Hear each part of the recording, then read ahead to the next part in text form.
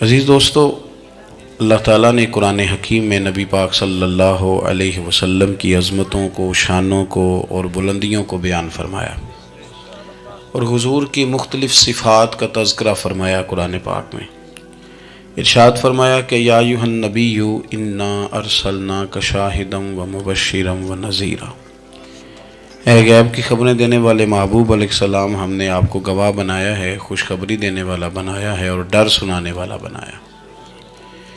پھر ارشاد فرمایا کہ وداعیا الی اللہ باذنہ وسراجا منیرا، اور ہم نے آپ کو اللہ کی طرف دعوت دینے والا بنایا اور اللہ کے حکم سے اللہ کی طرف دعوت دینے والا بنایا، وسراجا منیرا، اور آپ کو چمکتا ہوا آفتاب بنایا۔ نبی پاک صلی اللہ علیہ وسلم کی ہر شان ہی وراء الورا ہے، لیکن یہ جو حضور کی صفت مبارکہ ہے نا، داعیا الی اللہ کی، کہ حضور لوگوں کو اللہ کی جانب دعوت دیتے ہیں۔ نبی پاک صلی اللہ تعالی علیہ وسلم بندوں کا اپنے رب سے رشتہ جوڑتے، گھبرائے ہوئے لوگوں کو، پریشان لوگوں کو، اور جو لوگ سمجھتے تھے کہ شاید ہم کوئی دنیا کے کمزور لوگ ہیں اور یہ مالدار اور یہ اقتدار والا آدمی ہی بڑا ہے، ان سب کو حضور نے مایوسیوں سے نکالا، اور اللہ کے رسول صلی اللہ علیہ وسلم نے یہ سبق پڑھایا کہ تم سب حضرت آدم کی اولاد ہو۔ عربی کو اجمی پر، گھورے کو کالے پر کوئی فضیلت حاصل نہیں۔ لوگوں کی ہر پریشانی حضور نے نکال کے ان کا رجوع ان کے رب کی طرف کرایا۔ ہمارے ہاں یہ ہوتا ہے کہ انسان کو پریشانی کوئی بھی ہو اسے سکون نہیں لینے دیتی، وہ کوئی بھی ہو۔ محفل میں کسی بندے کا بٹن ٹوٹ جائے نا، یہ گلے کا، تو کوئی دیکھے نہ دیکھے اس بیچارے کی ساری توجہ بٹن پہ رہتی ہے، میرا بٹن ٹھیک نہیں۔ کسی بندے نے کپڑے صاف نہ پہنے ہوں تو آپ اس شخص سے کہیں کہ تجھے کچھ لوگ ملنا چاہتے ہیں، تو وہ اگرچہ اس کے پاس پی ایچ ڈی کی ڈگری ہے، ڈھیر سارا مال ہے، وزادار ہے، صاحب عزت ہے، لیکن وہ کہتے یار میرے کپڑے نہیں ٹھیک، تو میں کوفت محسوس کر رہا ہوں، ذرا میں اپنے آپ کو تھوڑا سا نہا دھو لوں، فریش کر لوں، پھر میں چلتا ہوں۔ آپ کے ظاہری جسم پر ایک آدھ دھبا ہو تو وہ آپ کو سکون نہیں لینے دیتا، اور اگر دھبے باطن پہ لگ جائیں، بہت سارے دھبے ہیں جو باطن پہ ہوتے ہیں، مجھے جان لو، مجھے پہچان لو، میرا بھی کوئی نام ہے، میں بھی کچھ ہوتا ہوں، یہ بھی ایک دھبا ہے، ایک مصیبت ہے۔ اور میری عزت کرو، مجھے بھی کسی طریقے سے کسی نشست پہ جگہ دو، یہ بھی ایک دھبا ہے۔ یہ ہمارے ہاں، ہمارے ملک کے اندر سیاستدانوں سے لے کر مذہبی لوگوں تک الا ماشاءاللہ پروٹوکول کا ایک مزاج آیا ہے کہ بھی بڑی دشواری پیدا کرتا ہے عام لوگوں کے لیے، بڑی آزمائش میں لوگ آ جاتے ہیں۔ حسد کر لینا، کسی بندے کی نعمت کو دیکھ کے جلنا، یہ بھی آپ کو بڑا بے سکون رکھتا ہے۔ تکبر کرنا کہ میں کوئی چیز ہوں اور باقی کو تھوڑے سے مجھ سے چھوٹے ہیں، یہ سارے دھبے، یہ ساری نقصان کی چیزیں۔ اور نبی پاک صلی اللہ علیہ وسلم نے تعریف یہ بیان کی، فرمایا ما حاک فی صدرک، یہ جو تیرے گناہ ہیں یہ تیرے سینے میں کھٹکیں گے، یہ تجھے بے چین رکھیں گے، یہ کانٹے کی طرح چبھیں گے۔ تو جتنے مرضی اچھے کپڑے پہن لے، جتنی مرضی اونچی جگہ بٹھا دیا جائے، اگر تیرے اندر کوئی روگ ہے وہ تجھے سکون سے نہیں جینے دے گا۔ رسول کائنات صلی اللہ علیہ وسلم نے نا لوگوں کی توجہ رب کریم کی جانب لگائی۔ حضور نے لوگوں کو بتلایا کہ تمہارا رب نا عاجزی کو پسند کرتا ہے، تمہارا رب سادگی کو پسند کرتا ہے، تمہارا رب انسانوں سے پیار کرنے والے کو پسند کرتا ہے۔ حضور سید عالم صلی اللہ علیہ وسلم نے ہمیں یہ سبق پڑھایا کہ زیادہ باتیں کرنے والے کو نہیں، اللہ سچ بولنے والے کو پسند کرتا ہے۔ بہت اونچے اور لمبے چوڑے دولت والے اور مالدار آدمی کو نہیں، بلکہ جو آدمی دیانتداری سے زندگی گزارے، رب اس کو زیادہ محبوب رکھتا ہے۔ تو ہماری یہ جتنی بھی آزمائشیں ہیں، میلاد والے محبوب صلی اللہ علیہ وسلم نے نا یہ ساری ہماری دور فرما دی، ساری۔ آپ دیکھیں ہمارے ہاں ایک بیماری ہوتی ہے، وہ تکبر کی بیماری ہے، اور وہ صرف مالدار کوئی نہیں ہوتا، بلکہ حضرت سعدی شیرازی فرماتے ہیں کہ میں نے بہت سارے جھکے ہوئے لوگوں میں تکبر دیکھا ہے، جو بڑا میٹھا بولتے ہیں نا، کئی دفعہ کہتے ہیں جی کیا بات ہے جی، سبحان اللہ ماشاء اللہ، بڑا میٹھا بولتے ہیں، تو یہ نہیں میٹھا نہیں بول رہے ہوتے، یہ آپ کو شیشے میں اتار رہے ہوتے ہیں۔ آپ نے کسی کی تعریف کرنی ہے تو پشت کے پیچھے کریں، وہ اصل تعریف ہے۔ آپ کوئی ایسا کام نہ کریں جس سے چھلکے لفظوں میں کہ میں نے کسی کو بنایا ہے، اس سے نا آپ کو خود محسوس ہوگا کہ میں حقیقت پہ زندگی نہیں گزار رہا، میں تو کوئی اداکاری کر رہا ہوں۔ اور جو لوگ کہتے کچھ اور ہیں کرتے کچھ اور ہیں تو وہ خود بڑے پریشان رہتے ہیں، وہ جانتے ہیں کہ یار یہ میں کہاں الجھ گیا ہوں۔ تو بھائی یہ جو بہت زیادہ ہمارے دلوں کے اندر چیز ہے، اور یہ ہر مقام پر بہت سارے لوگوں کو یہ چیز حاصل ہے، میں دیکھتا ہوں کہ درجہ بدرجہ ان چیزوں کا شمار ہے۔ کچھ کا خیال ہے کہ میری ڈگری زیادہ ہے، اور کچھ کا خیال ہے کہ مجھے عقل زیادہ ہے، کچھ کا خیال ہے کہ میری شہرت زیادہ ہے، تو کچھ کا خیال ہے کہ میری دولت زیادہ ہے۔ آہستہ آہستہ وہ الجھاؤ پیدا ہوتا ہے، کسی کا کچھ نہیں جاتا، وہ خود آدمی بے چین رہتا ہے۔ حال دیکھیں نا، یہ میری طرح کو بندہ آ جائے نا محفل میں، جس کو عادت ہے اسٹیج پہ بیٹھنے کی، اچھے لوگوں کی، بزرگوں کی، سادات کی بات نہیں کرتا، تو اس کو کبھی بیچارے کو پیچھے بیٹھنا پڑ جائے نا، تو وہ گردن اونچی کر کر کے نقیب محفل کو دکھاتا ہے کہ میں آ گیا، کسی طریقے مینوں بھی ساتھ لے کے، بے چین رہتا ہے۔ اور اگر اسے سکون حاصل ہو کہ بھئی حضور کی محفل میں بیٹھنا ہے، جہاں جگہ مل گئی وہیں پہ ٹھیک ہوں، اور وہ سکون کے ساتھ، دیکھو اس محفل کا مہمان خصوصی میں نہیں، حضرت بزرگ تو سرپرستی کاری رہے ہیں، میں نہیں، اس محفل کا تو مہمان خصوصی وہ بندہ ہے جس نے محفل سے پہلے یہاں جھاڑو دیا ہے، جس نے یہاں دریاں بچھائی ہیں، جس بیچارے کی فوٹو بھی کوئی نہیں آئی، وہ مہمان خصوصی ہے۔ اور اس محفل کا تو وہ مہمان خصوصی ہے جو چپ کر کے کہیں کونے میں بیٹھا ہے، اس کو کوئی دلچسپی نہیں کہ کوئی مجھے بھی جانے گا، کوئی مجھے بھی پہچانے، اسے تو اتنا پتہ ہے کہ میں اپنے پیارے حبیب کی تعریف سننے کے لیے آیا ہوں۔ آپ اپنے اس طرح آپ کا ذوق دوبالا رہے گا اگر آپ عاجزی کے ساتھ، انکساری کے ساتھ، رب رسول کی رضا کے لیے کسی جگہ بھی آپ اپنے آپ کو سیٹ کر لیں گے تو ماحول آپ کا ٹھیک رہے گا، ورنہ آپ الجھاؤ کا شکار ہیں، ورنہ آپ پریشان ہیں، ورنہ آپ تکلیف میں، ورنہ آپ آزمائش میں۔ بخاری شریف میں حدیث ہے، قاضی ایاز مالکی رحمۃ اللہ علیہ نے بڑی تفصیل سے لکھی ہے، راوی حضرت انس بن مالک ہیں۔ ایک بندہ بڑی دور سے آیا نبی پاک صلی اللہ علیہ وسلم کی زیارت کے لیے، بڑی دور سے۔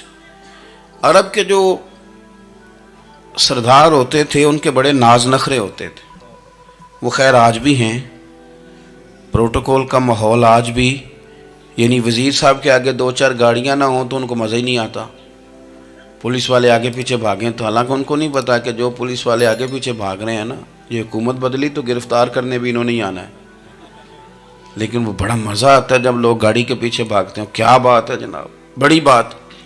اور ہماری طبیعتوں میں پتہ نہیں کون سی، یہ پیسے پھینکنے والے دوست مجھ سے ناراض نہ ہو جائیں، لیکن میں اکثر سوچتا ہوں کہ یار یہ کس طرح کا کام ہے کہ پہلا کھلارنے پھر آپ ہی اکٹھے کرنے، تو آپ اکٹھے دے دیں جس کو دینے ہیں، ختم ہو جائے بات۔ یعنی وہ محفل میں نا گپ شپ ہو رہی ہوتی ہے، اکٹھے کرنا لے، پان دینا لے، کس چکر میں پڑ گئے۔ حضور غوث اعظم رضی اللہ تعالیٰ عنہ کی محفل میں شیخ یحییٰ نجار جایا کرتے تھے، تو وہ کہتے تھے کہ ہم وہاں گنتے تھے آج کتنے بندوں نے توبہ کی، تو ہم سے گنے نہیں جاتے تھے، اتنے لوگ توبہ کرتے تھے۔ بزرگوں کی محفلوں میں توبہ کرنے والے گنے جاتے تھے، ہماری محفلوں میں پیسے گنے جاتے ہیں اور وہ پرچیاں دی جاتی ہیں۔ ایسا نہ کریں، اس سے گھٹن پیدا ہوتی، اور پھر جو نوٹوں والے ہوتے ہیں وہ فرنٹ سیٹوں پہ آ جاتے ہیں۔ بہت سارے غریب سوچتے ہیں کہ میرے پاس بھی اگر کرارے نوٹ ہوتے تو میں بھی آگے ہوتا۔ تو کم از کم یہ جو میلاد کی محفل ہیں ان میں تو سب کو ایک جیسا رہنے دے، یہاں تو امیر غریب کا فرق نہ ہو، اس کو تو مہربانی کریں۔ تو نبی پاک صلی اللہ علیہ وسلم کی خدمت میں وہ شخص بڑی دور سے آیا، تو عرب کے بادشاہوں کا مزاج تھا، پروٹوکول بڑا چاہتے تھے، ان کا تو یہ طریقہ تھا کہ حکمرانی کرنی ہے جیسے بھی ہو۔ اگر کسی غلام نے دھوپ میں بندھا رہ گیا، اونٹ اور چھاؤں میں نہیں باندھا تو درے مارتے تھے، اور اگر اس نے کھول کے باندھ دیا تو پھر بھی مارتے تھے، کہتے تھے اتنا سیانا ہو گیا تو انہیں پوچھا ہی نہیں، خود بخود ہی باندھ دیا۔ وہ شخص حضور کی بارگاہ میں آیا، اور بہت سارے لوگوں کے پاس کیونکہ وہ جاتا تھا اپنے سربراہ کا پیغام لے کے، تو وہ کانپ رہا ہے جب حضور کی بارگاہ میں گیا، ڈر رہا ہے۔ اب ذرا بات کو سمجھنا، نبی پاک صلی اللہ علیہ وسلم نے اس سے فرمایا کیوں ڈرتے ہو؟ سادہ آدمی ہے، دیہاتی ہے، بدو ہے. اللہ کے رسول نے تھپ کی دی. کیوں ڈرتے ہو؟ تو کہتے ہیں حضور مجھے آداب نہیں آتے اور مجھے ڈر آتا ہے، کوئی بات اگر ایسی ہو گئی آپ مدینے کی حکومت کے سربراہ ہیں تو کہیں آپ ناراض نہ ہو جائیں. حضرت انس بن مالک فرماتے ہیں بات کہاں کی تھی، پہنچ کہاں گئی. جب اس نے یہ کہا نا کہ آپ تو حکومت کے سربراہ ہیں، کہیں کوئی غلطی نہ مجھ سے ہو جائے، تو نبی پاک کی آنکھوں میں آنسو آ گئے. حضور رونے لگے اور نبی پاک صلی اللہ علیہ وسلم فرمانے لگے نہ بھائی تو کسی حکومت کے سربراہ کے پاس نہیں آیا، نہ تو اس بیٹے کے پاس آیا ہے جس کی ماں گوشت کے خشک ٹکڑے کھا کے بھی گزارا کر لیتی. میں تو ایک غریب ماں کا بیٹا ہوں.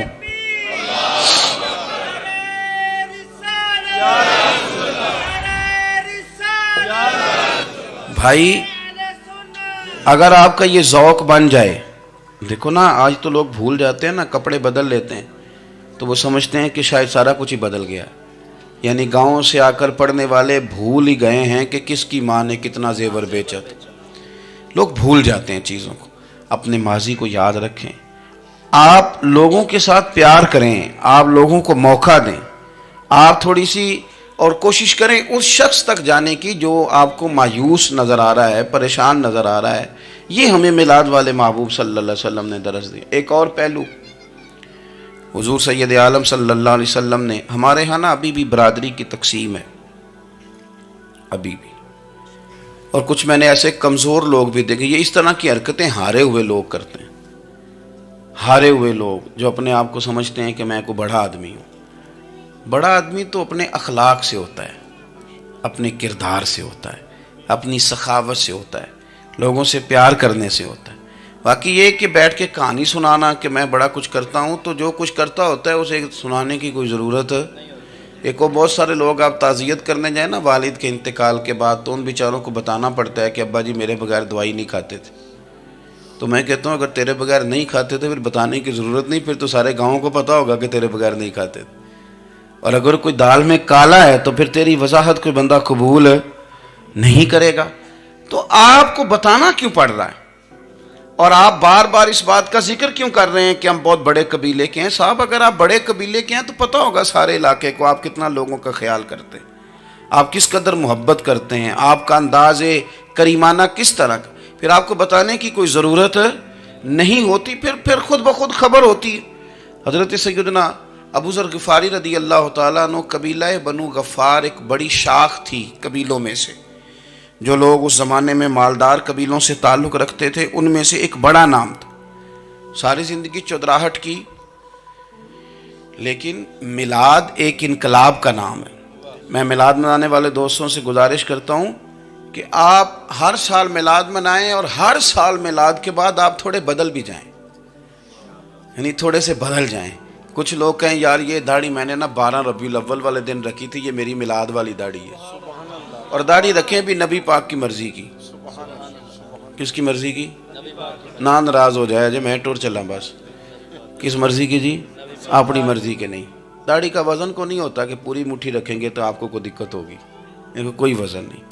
پوری رکھیں، جو حضور کا طریقہ مبارکہ ہے جو ہمیں ملتا ہے اس پر آپ توجہ فرمائیں.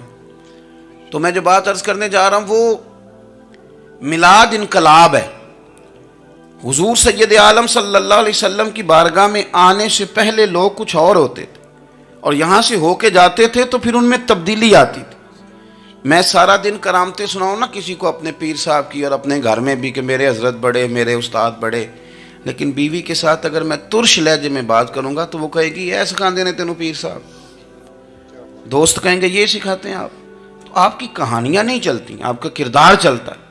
حضرت ابو ذر غفاری رضی اللہ تعالیٰ عنہ فرماتے ہیں چونکہ میں چودھری تھا، سیدنا بلال حبشی رضی اللہ تعالیٰ عنہ کے پاس میں بیٹھا تھا. کسی بات میں بات آگے بڑھی اور بڑھتے بڑھتے بات شکرنجی تک چلی گئی. رائے کے اختلاف نے باتوں میں تلخی پیدا کر دی اور جب تھوڑے لفظ اور تیز ہوئے تو میں نے انہیں کہہ دیا چپ کر، تو ابشن کا بیٹا ہے. کس کے بیٹے تھے حضرت بلال؟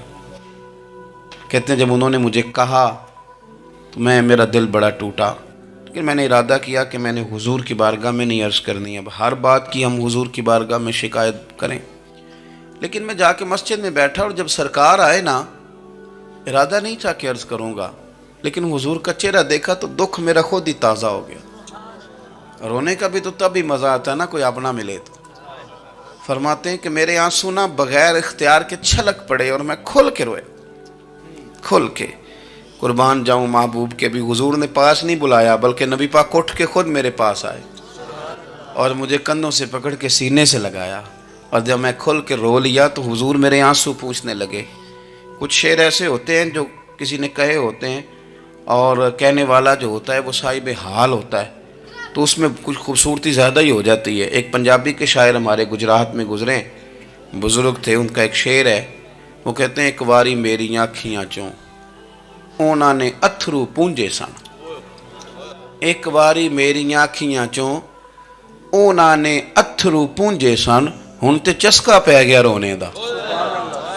ایک واری میری آنکھیاں چوں اونا نے اتھرو پونجے سن، ہن تے چسکا پہ گیا رونے دا، تے ہر ویلے آہو زاری دا۔ تو میں روز رونے لگا ہوں، مزہ ہی بڑا آیا ہے جب سے محبوب نے چپ کرانا شروع کیا۔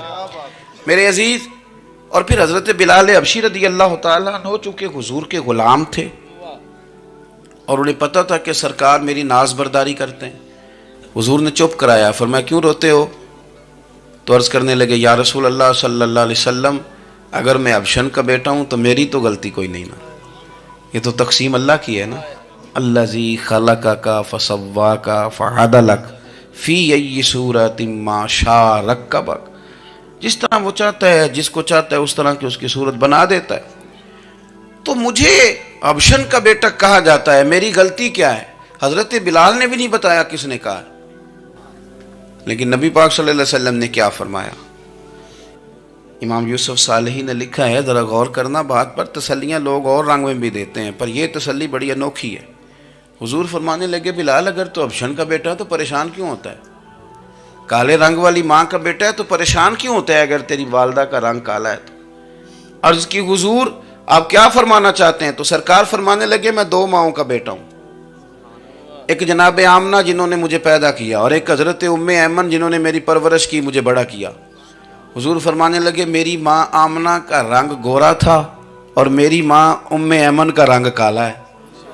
تو فرمایا اگر تجھے کسی نے کالے رنگ والی ماں کا بیٹا کہا تو اسے کہہ دینا مدینے والے محبوب کے بھی تو ایک والدہ کا رنگ کالا ہے، تو کہہ دینا۔ حضرت بلال کہتے ہیں کہ وہ اس طرح کی تسلی تھی، طفل تسلیاں نہیں جس طرح کی ہمیں دی جاتی، وہ اس طرح کی خوبصورت تسلی تھی کہ اس کے بعد میرا دل ایسا ٹھنڈا ہوا، پھر کسی کا تانا نہیں رہا، پھر کسی کی تکلیف نہیں رہی۔ رسول پاک صلی اللہ تعالی علیہ وسلم نے یہ جو آج تقسیم ہے ہمارے ہاں اونچ نیچ کی، چھوٹے بڑے کی، ذات برادری کی، حضور فرماتے ہیں میں نے پاؤں کے نیچے رکھ کے کچل دی، اب اس کا کوئی سٹیٹس نہیں رہا، اب یہ کوئی معاملہ نہیں۔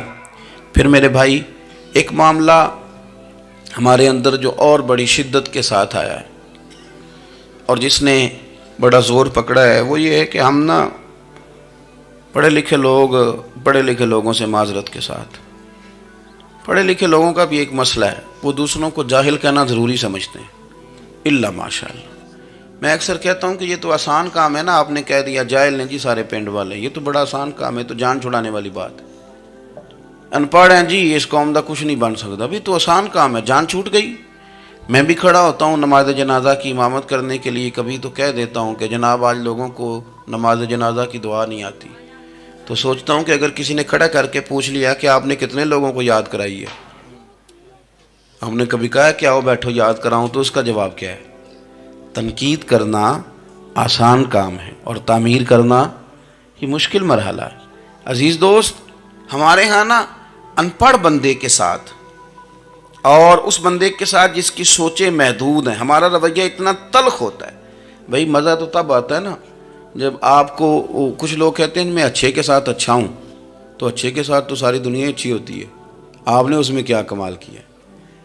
حضور سید عالم صلی اللہ علیہ وسلم نے تو فرمایا اس کے ساتھ جوڑو جو تمہارے ساتھ توڑ رہا ہے، جو سخت رویہ اختیار کرے، سخت۔ بخاری مسلم میں حدیث ہے، حضرت عمر فاروق رضی اللہ تعالیٰ عنہ، حضرت انس بن مالک فرماتے ہیں کہ حضور سید عالم صلی اللہ علیہ وسلم گزر رہے تھے اور سرخ رنگ کی نہ نجرانی دھاری دار چادر سرکار نے اوڑھ رکھی تھی۔ ایک بدو آ گیا، اس نے کیا کیا کہ حضور کی مقدس چادر کو پکڑ کے کھینچا، اور اس زور سے کھینچا کہ گردن مبارک پہ نشان پڑ گیا۔ زور سے دروازے پہ دستک دے دینا بھکاری، تو اسے خراش رات کوئی نہیں ملتی، البتہ جھٹکیاں دو چار ضرور مل جاتی۔ توڑنا ہے دروازہ، خیرات لینے آیا کہ تو قرضہ لینے آیا؟ اس نے آ کر کے زور سے چادر کو کھینچا، مقدس گردن پہ نشان پڑ گیا۔ سرکار نے رخ انور پھیرا، کہتا پتہ کیا ہے، میں غریب آدمی ہوں، کچھ مانگنے آیا ہوں۔ بھئی تو گلے میں چادر ڈال کے مانگے گا؟ لیکن یہ آپ کا کمال ہے، یہاں اب آپ کے علم کا، آپ کے حوصلے کا، ظرف کا پتہ چلتا ہے۔ کھینچی چادر، کچھ مانگنے آیا ہوں، اور صحیح بخاری کے لفظ یہ ہیں کہ فَالْتَفَتَ إِلَيْهِ فَضَحِكَ، جب محبوب نے اس کی طرف توجہ کی، اس کی بات سنی، اس نے گلے میں چادر ڈال کے کھینچا ہے، نشان ڈال دیا ہے، لیکن جب حضور نے توجہ کی تو فَضَحِكَ، نبی پاک نے مسکرانا شروع کر دیا۔ حضور مسکرائے، یعنی چادر ڈال کر کھینچنے والے، اور یہ چیز آپ کو بڑا کر دے گی۔ آپ یقین کریں، آپ کو کسی نے برا کہا تو آپ نے ڈبل برا کہا تو آپ تانگ ہوں گے۔ ہنڈیا جب جلتی ہے تو اس کے کندھے، ابلتی ہے تو اس کے کندھے جل جاتے ہیں۔ آپ کسی کو اینٹ کا جواب پتھر سے دے کے پریشان ہوں گے، لیکن اگر آپ نے کہہ دیا نا چل یار موج کر، ہور کر لے دو گلا، اور آپ ہنسیں، یہ بڑی پاکیزہ سزا ہے دشمن کے لیے، بڑی صاف ستھری۔ جتن جتن تے ہر کوئی کھیڑے، ہارن کھیڑ فقیرہ، جتن جتن تے سارے لوگ کر دینا کام جتنے آلہ، میں نے جیتنا ہے۔ تو درویش کہتے ہیں جتن جتن تے ہر کوئی کھیڑے، تو ہارن کھیڑ فقیرہ، اوہ جتن دا مل کوڈی پیندائی، ہارن دا مل ہیرا، ہارن دا مل ہیرا۔ کبھی کبھی ارادہ کریں چل کوئی بات نہیں، کر لے یار، پھر کیا ہے۔ اور یہ کام آئے گی چیز بہت زیادہ۔ حضور صلی اللہ علیہ وسلم سے کہنے لگا کچھ مانگنے آیا ہوں، تو اب حضور نے کیا فرمایا؟ فرمایا ایک دو چار بکریاں نہیں، دو پہاڑیوں کے درمیان جو ریوڑ ہے نا بکریوں کا، اجڑ، فرمایا سارے اس کو دے دو۔ اب اس نے وہاں تو کوئی جملہ نہیں کہا، گھر چلا گیا اپنے گاؤں قبیلے، اور وہاں جا کے لوگوں سے کہنے لگا سارے ادھر بیٹھے ہو، جاؤ دوڑ جاؤ مدینے جا کے مصطفیٰ کا کلمہ پڑھو۔ کہنے لگے وہ تو اتنا دیتے ہیں کہ غربت کا ڈر بھی دور ہو جاتا ہے۔ تو نبی پاک صلی اللہ علیہ وسلم کا ان لوگوں کے ساتھ جو ان پڑھ ہیں، جو ساتھ ہیں، آج ہمارے بچے اپنے ابا جی کو بھی کہہ دیتے ہیں تسی پڑھے نہیں، ان دور بدل گیا ہے۔ میں ایک شادی کی تقریب میں جا رہا تھا، میرے آگے آگے والد صاحب کو بیٹا سمجھا رہا ہے، کہتے ابا جی ہن نہ اتھے جا کے نہ میٹھے چولاں تے سالن پا کے نہ کھایا جی، بندہ ماڑا لگتا ہے۔ میرا پیار تھا اس خاندان سے، میں نے اس بچے کو تھپکی دے کے کہا، میں کہ پتر تو ذرا لیٹ ہو گیا، جلدی ہوندا تے نہ سارے سیانے ہونا سی۔ یہ ہمارے بچے اب بجائے اس کے کہ وہ قائل کریں، کتنا آپ نے غلط جملہ کہا کہ ابا جی آپ پڑھے ہی نہیں، آپ نے کتنی غلط بات کر دی۔ امام اعظم ابو حنیفہ رحمۃ اللہ علیہ کا ایک شاگرد تھا، وہ تقریر اچھی کرتا تھا، تو امام صاحب رحمۃ اللہ علیہ کی والدہ فرمایا کرتی ہیں ابو حنیفہ جا اس سے جا کے یہ مسئلہ پوچھ کے آ۔ تو امام صاحب فرماتے ہیں اماں میں نہ بتا دوں، تو اماں کہتی تو تے بچہ تینوں کی پتہ ہوئے، حالانکہ وہ شاگرد ہے۔ تو امام صاحب پھر اس کے پاس جاتے، اس کو جا کہتے سوال کا جواب، تو کہتا استاد جی مجھے کیا پتہ ہے، آپ کو پتہ ہے ان مسئلوں کا؟ تو آپ فرماتے یہ میں پہلے تجھے بتاتا ہوں اس کا جواب، پھر تو مجھے بتا، اور پھر میں تیرا نام لے کے اپنی اماں کو مطمئن کروں گا۔ اس لیے کہ ماں باپ کو دلائل نہیں دیے جاتے، انہیں راضی کیا جاتا ہے۔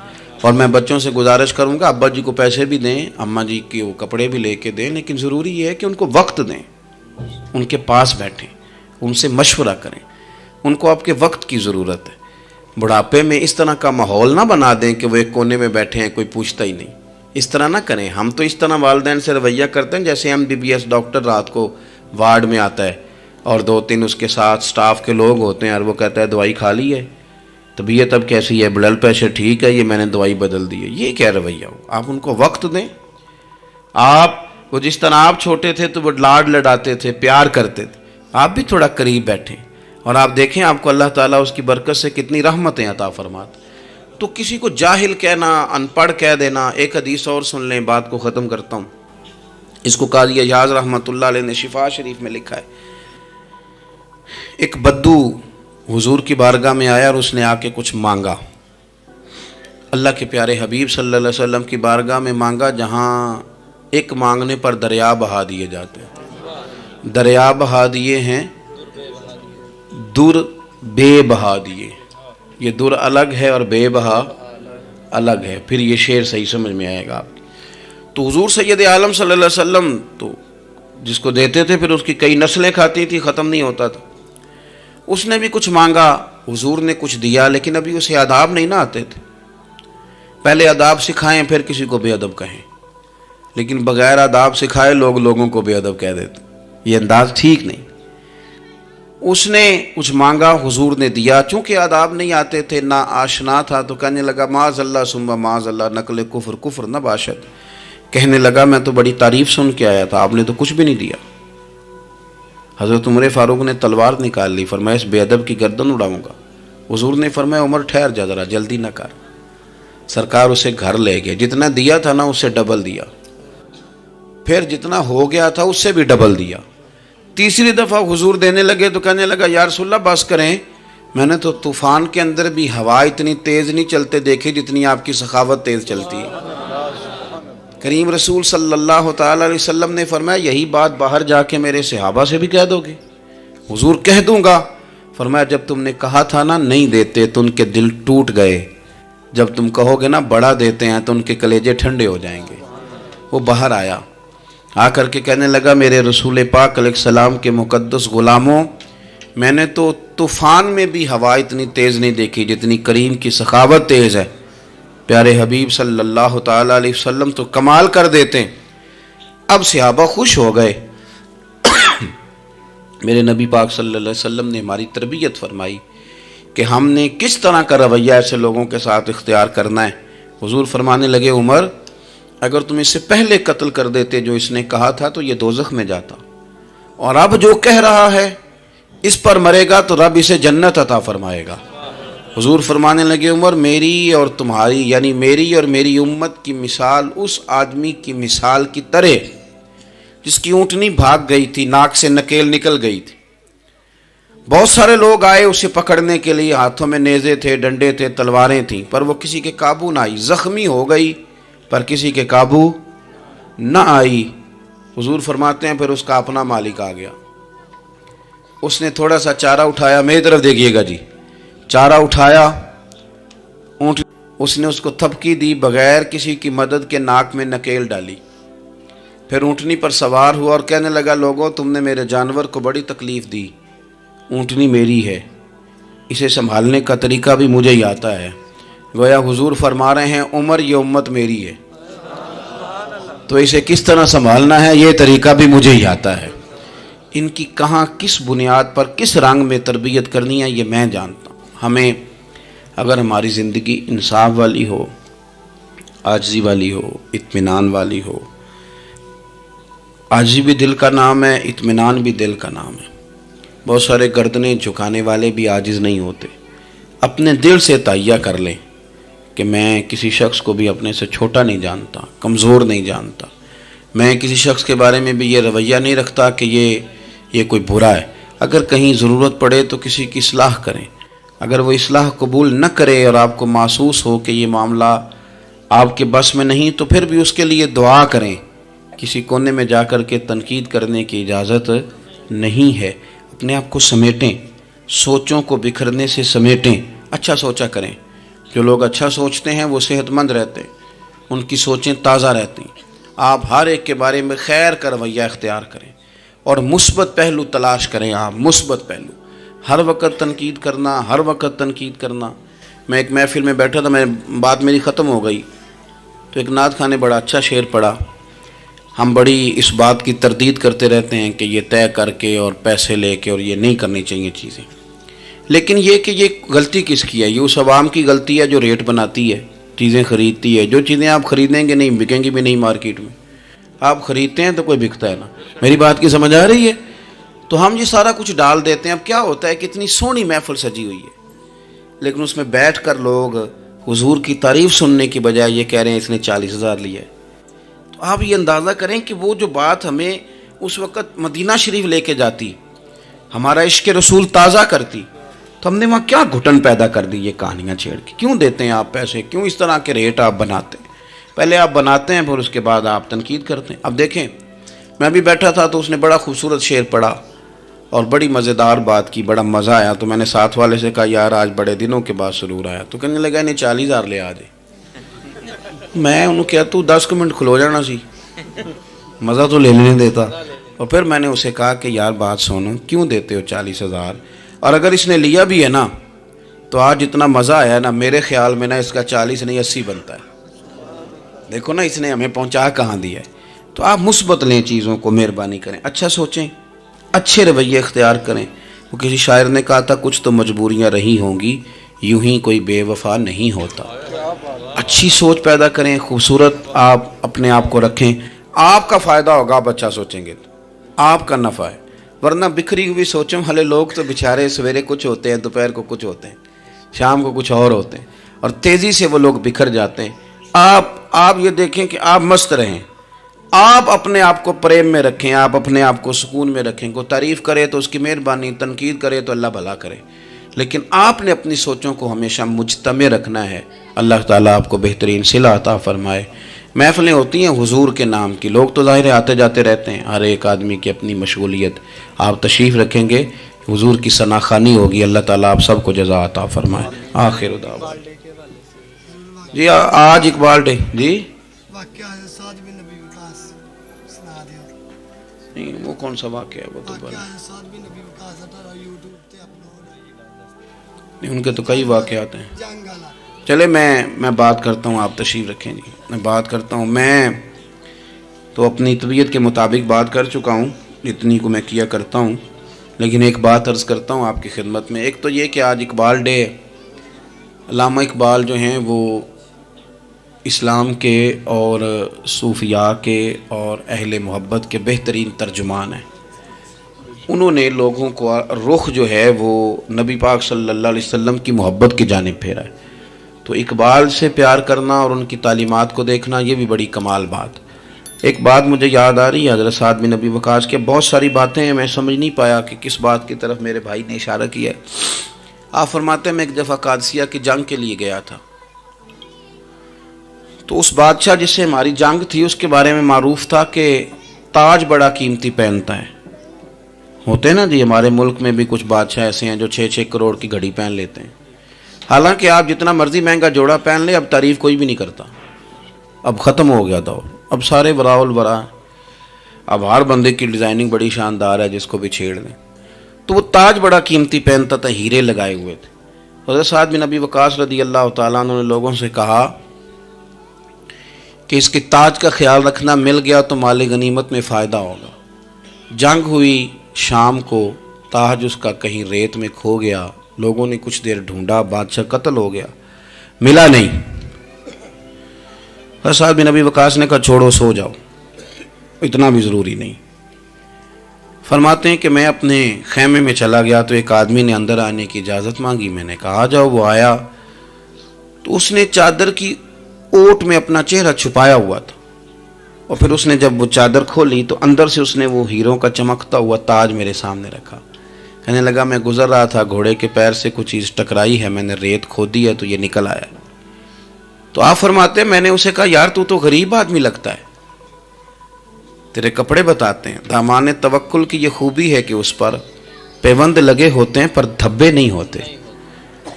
تو غریب آدمی لگتا ہے. اس نے کہا جی میں جب آیا تھا تو بچوں کے لیے شام کا کھانا تھا، کسی پڑوسی سے ادھار کی گزارش کر آیا تھا، لوٹ کے جاؤں گا تو اللہ خیر کرے. آپ فرماتے ہیں کہ وہ رکھ کے نا غریب آدمی، اتنی دیانتداری، اتنا اخلاص، چہرہ بھی چھپایا ہوا. جب اس نے رخ پھیرا تو میں نے اسے کہا میاں نام ہی بتا دو، باپ کا نام اور قبیلے کا نام ہی بتا دو.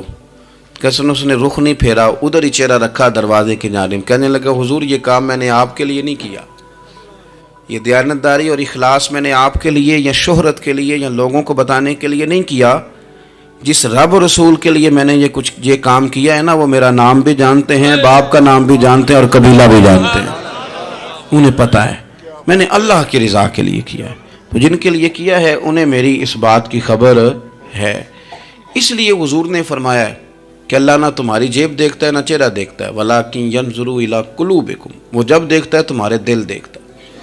تو اس پر توجہ رکھیں، یہ صاف ستھرا رہے تو بڑے سارے کام بن جاتے ہیں. اللہ عمل کی توفیق رفیق عطا فرمائے۔ آخر دعوانا الحمدللہ۔